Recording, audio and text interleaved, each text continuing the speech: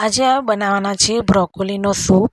તો તેની માટે પાણી ગરમ કરવા મૂકી દીધું છે અને આ રીતના બ્રોકોલીને ઉપરથી પકડીને તેના આપણે પીસ કરવાના છે।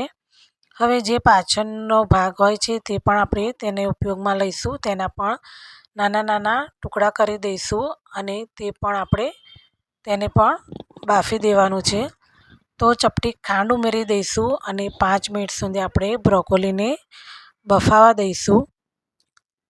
હવે જોઈ શકો છો બ્રોકોલી સારી રીતે બફાઈ ગઈ છે, તેને આપણે એક પ્લેટમાં બહાર કાઢી લઈશું। હવે અહીંયા મેં કઢાઈમાં 1 ચમચી જેટલું તેલ લીધું છે। તેલ ગરમ થાય એટલે તેમાં ઝીણી સમારેલી ડુંગળી અને લસણ એડ કરીશું અને તેને સારી રીતે સાતળી લઈશું।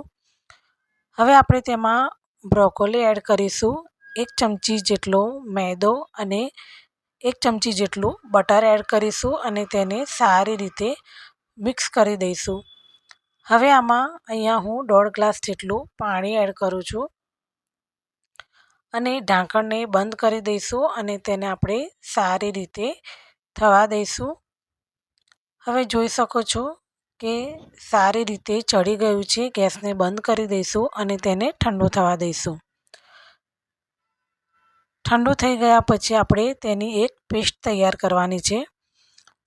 અહીંયા મેં મિક્સર જાર લીધું છે, તેની અંદર આપણે બ્રોકોલીને એડ કરી દઈશું અને તેમાં 4 થી 5 મેં બદામ લીધી છે, તેને મેં પલાળીને તેની છાલ કાઢી લીધી છે, તે એડ કરીશું અને આપણે પેસ્ટ બનાવી લઈશું। તો જોઈ શકો છો કે પેસ્ટ બનીને તૈયાર છે।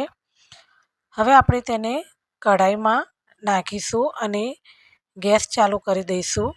હવે મિક્સર જારમાં મેં 1 ગ્લાસ જેટલું પાણી લીધું છે અને તે આપણે એડ કરીશું। તમારે જે પ્રમાણેની થિકનેસ રાખવી હોય સૂપની તે તમારે પાણી એડ કરવાનું।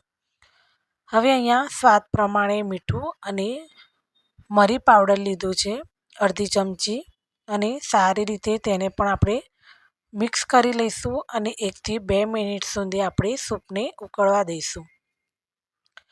હવે સારી રીતે ઉકળી ગયા પછી તેમાં એડ કરીશું ક્રીમ।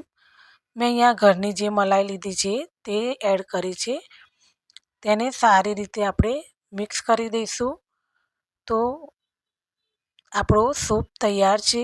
બ્રોકોલીનો સૂપ ખૂબ જ ટેસ્ટી લાગે છે અને તે આપણા શરીર માટે પણ ખૂબ જ સારો છે, તો તમે પણ જરૂરથી ટ્રાય કરજો।